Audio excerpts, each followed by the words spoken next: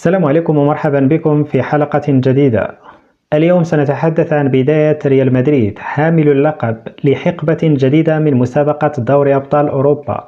سيواجه الفريق الصعب اختبارا غير سهل على أرضه مساء اليوم ضد شتوتغارت، وهم وصيف بطل الدوري الألماني.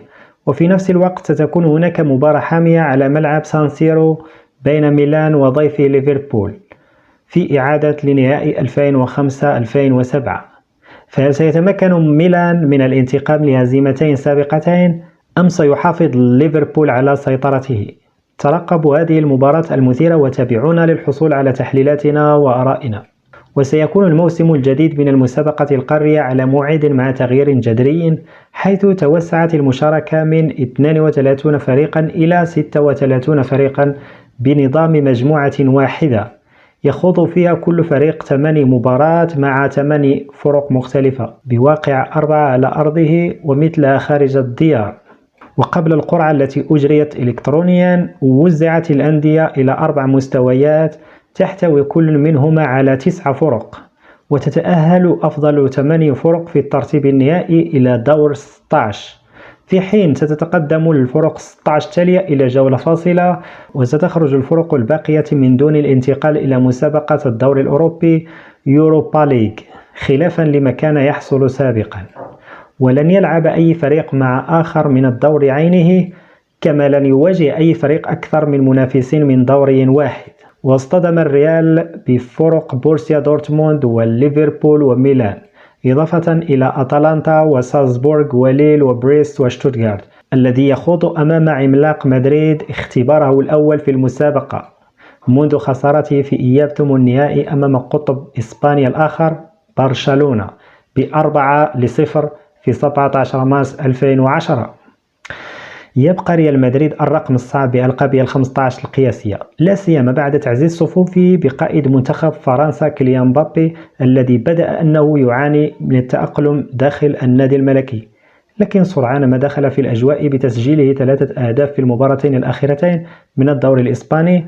وسيكون شتوتغارت الاختبار الألماني الثالث تواليا للريال في المسابقة القارية امتدادا من الموسم الماضي، إذ مر ببايرن ميونخ في نصف النهائي قبل الفوز في مباراة اللقب على دورتموند ب2-0، الذي سيكون الاختبار الثالث لرجال المدرب الإيطالي كارلو أنشيلوتي في هذه النسخة في 22 أكتوبر على ملعب سانتياغو برنابيو.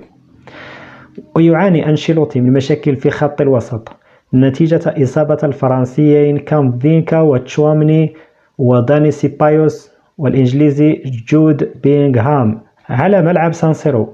يتواجه ميلان مع ليفربول بذكريات نهائي إسطنبول عام 2005، حين تقدم الفريق الإيطالي بثلاثية نظيفة في الشوط الأول قبل أن يعود الحمر في الشوط الثاني في طريقهم لإحراز اللقب بركلات الترجيح.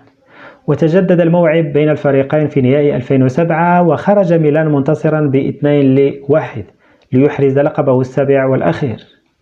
ويخوض الفريقان هذا الموسم بمدربين جديدين، إذ تحل البرتغالي باولو فونسيكا بدلا من ستيفانو بيولي في ميلان، فيما جاء ليفربول بالهولندي أرناه سلوت لمحاولة تعويض الألماني يورغن كلوب الذي قرر الرحيل عن أنفيلد.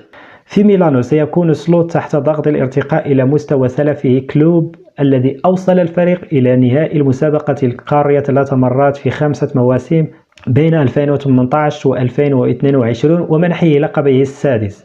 وبعد غيابه عن نسخة الموسم الماضي، يعود يوفنتوس إلى المسابقة مع مدرب جديد هو تياغو موتا. اليوفي بعد بداية مثالية في الدوري بانتصارين بنتيجة واحدة 3-0 اهتزت صورته بعض الشيء بتعادلين سلبيين. ويبدأ فريق السيدة العجوز مشواره على أرضه ضد أيندوفن في رحلة تجمع فريق لايبزيغ وشتوتغارت وليل وأستون فيلا ومانشستر سيتي وكلوب بروج وبنفيكا، وبقيادة مدرب جديد أيضا هو البلجيكي فينسلان كومباني.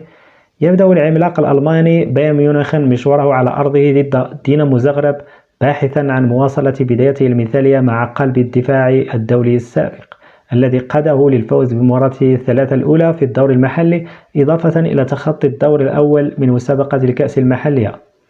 وسيكون بطل المسابقة 6 مرات أمام مهمة ليست بسهلة بعدما أوقعته القرعة مع برشلونة وباريس سان جيرمان، إضافة لأستون فيلا وبنفيكا والشختار والدانتسك وفينورد وسلوفان براتيسلافا.